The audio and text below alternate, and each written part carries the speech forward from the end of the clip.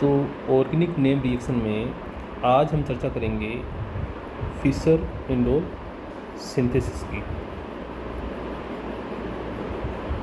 तो जो इसमें हमारे पास में एरिल हाइड्रोजन जो होता है उसमें साइक्लाइजेशन होता है और हमें इंडोल प्राप्त होता है।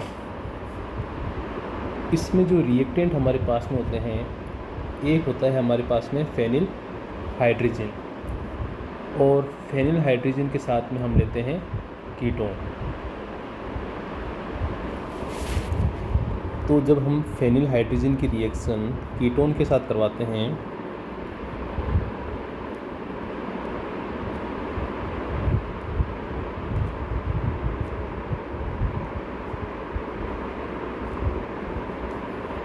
तो H2 और इसका ऑक्सीजन H2O की फॉर्म में एलिमिनेट हो जाते हैं और हमें PHNHN डबल बॉन्ड C यानी फेनिल हाइड्रोजन प्राप्त होता है। अब इस फेनिल हाइड्रोजन की रिएक्शन हम एसिडिक मीडियम में करवाते हैं और फाइनली हमें इंडोल प्राप्त होता है। तो इस रिएक्शन की मैकेनिज्म की हम चर्चा करते हैं। तो सबसे पहले हमें टोटोमेरिज्म देखने को मिलेगा। इस प्रकार से जो सिग्मा इलेक्ट्रॉन है वो माइग्रेट करेंगे, N पे नेगेटिव चार्ज आएगा और नेगेटिव चार्ज जो है वो इस H+ आयन को एक्सेप्ट कर लेगा। ठीक है। अब इसमें एक और स्टेप हमें देखना पड़ेगा।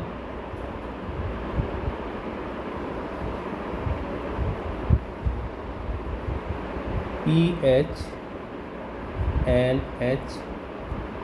N इसके साथ H जुड़ गया, उसके बाद में डबल बॉन्ड R1 और R2। फिर फर्दर इसका प्रोटोनेशन हमें देखने को मिलेगा इस प्रकार से, और यह वाली स्ट्रक्चर हमें प्राप्त होगी। अब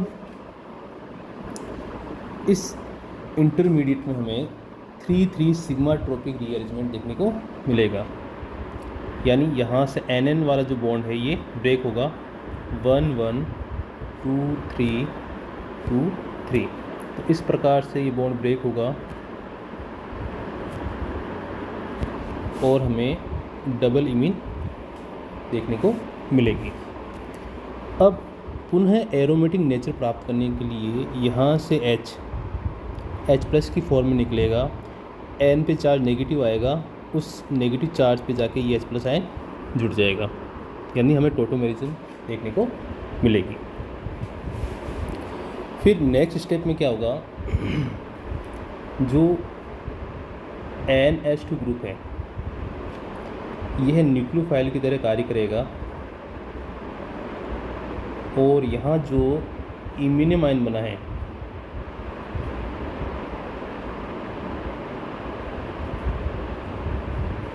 इस इम्यूनियम आयन के इस कार्बन पे ये अटैक करेगा, यानी इंट्रामोलिकुलर न्यूक्लियोफिलिक एडिशन रिएक्शन हमें देखने को मिलेगी।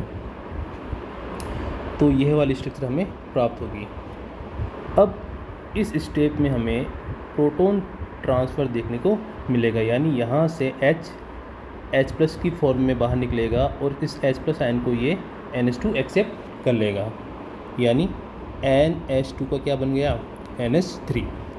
फिर लास्ट स्टेप में यहाँ से H और यहाँ से अमोनिया एलिमिनेट हो जाएगा और फाइनली हमें प्रोडक्ट के रूप में इंडोल प्राप्त होगा।